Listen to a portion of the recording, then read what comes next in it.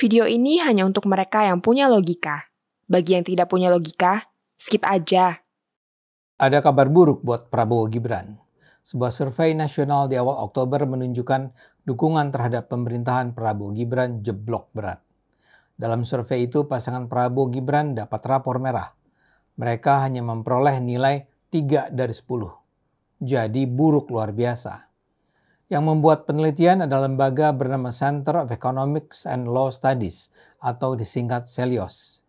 Ini diungkapkan dalam presentasi rapor 1 tahun Kabinet Prabowo Gibran pada 20 Oktober yang lalu. Sebagai pendukung Prabowo Gibran, saya seharusnya ikut masyghul. Tapi kabar baiknya, menurut saya, hasil penelitian ini sama sekali nggak perlu dipercaya. Saya tidak mengada-ada. CELIOS tidak nampak sebagai sebuah lembaga penelitian yang menjalankan survei dengan serius.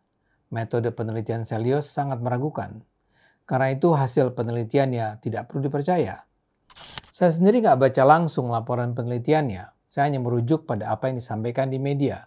Tapi laporan media itu sendiri nampaknya sudah cukup menjelaskan keburukan metode penelitian CELIOS. Saya berpendapat begitu bukan karena saya pendukung Prabowo. Bukan saya kalau ada sebuah penelitian yang dilaksanakan secara bertanggung jawab menunjukkan popularitas Prabowo Gibran mencapai taruhlah angka 80%, tapi metodenya juga berantakan, saya tetap tidak akan percayainya. Dalam sebuah penelitian, cara si peneliti mengadakan penelitian sangat menentukan tingkat kesahihan hasilnya. Dalam hal ini, metode yang dilakukan CELIOS sungguh mencengangkan. Untuk tiba pada skor 3 dari 10 yang disampaikannya, CELIOS menggunakan 12 komponen penilaian. Pertama, 56% publik menilai janji politik Prabowo Gibran setengah hati. Kedua, 72% publik menilai capaian program masih belum efektif. Ketiga, 80% responden menilai rencana kebijakan tak sesuai kebutuhan publik. Keempat, 64% responden menilai kepemimpinan publik di bawah ekspektasi.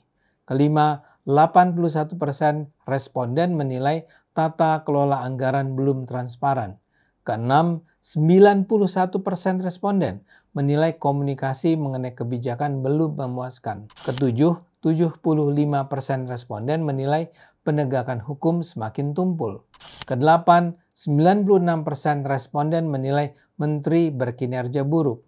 Kesembilan, 84% responden menilai pajak dan pungutan memberatkan masyarakat. Kesepuluh, 53% responden menilai bantuan ekonomi tidak membantu kebutuhan sehari-hari.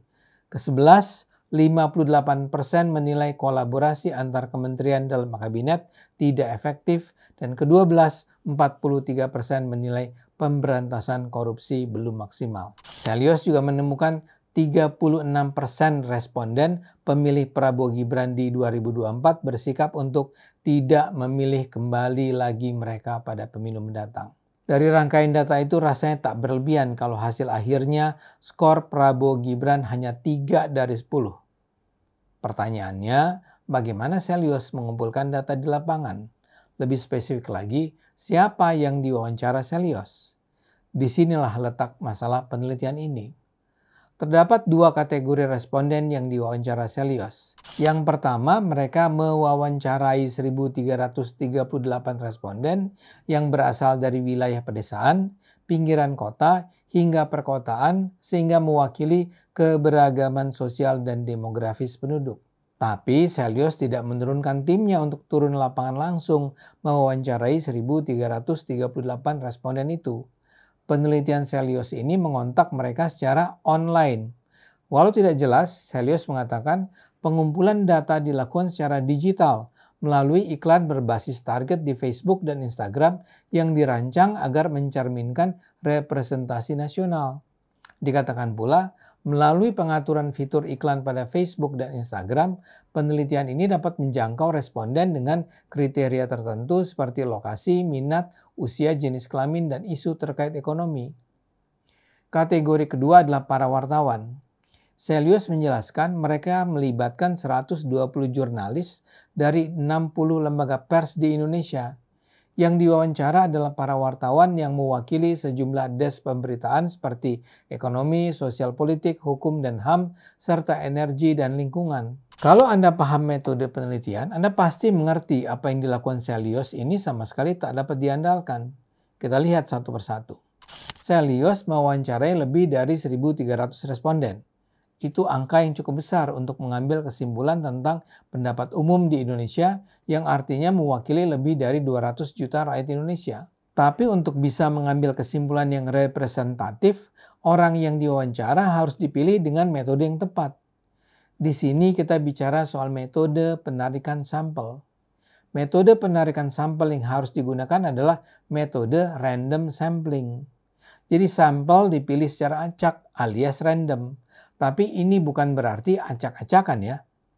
Peneliti justru harus mengundi siapa yang harus diwawancara berdasarkan daftar nama warga di daerah tertentu. Misalnya saja, saya akan melakukan penelitian tentang pendapat warga di Jawa Barat. Pertama-tama saya harus memilih atau mengundi kota di Jawa Barat sebagai lokasi penelitian. Misalnya, diperoleh salah satunya adalah kota Bogor. Lalu di Bogor saya harus mengundi kecamatan mana atau RW mana atau RT mana yang akan dijadikan lokasi penelitian.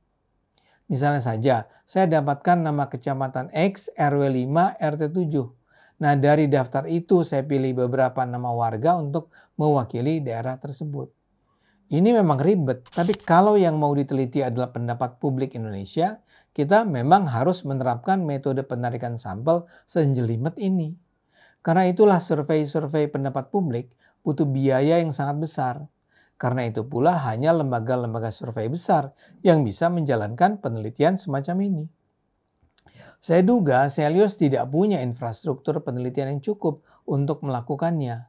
Saya rasa Celios asal saja berusaha menghubungi nama-nama para pemilik akun Facebook. Saya tidak paham ketika Celios menjelaskan pengumpulan data dilakukan secara digital melalui iklan berbasis target di Facebook dan Instagram. Ini maksudnya apa? Saya yakin ini sama sekali tak bisa menjadi pengganti metode penarikan sampel yang tadi saya jelaskan. Karena itu, hasilnya sama sekali tak bisa diandalkan. Kemudian juga soal wawancara 120 jurnalis dari 60 media pers. Celios sama sekali tak menjelaskan 60 media mana saja yang dipilih, atas dasar apa nama-nama itu dipilih, dan mengapa Celios merasa perlu mewawancari para wartawan. Apa pentingnya? Yang ingin saya katakan, metode penelitian yang diterapkan Celios sama sekali tak dapat diandalkan. Karena metodenya buruk, hasilnya pun tak bisa dipercaya.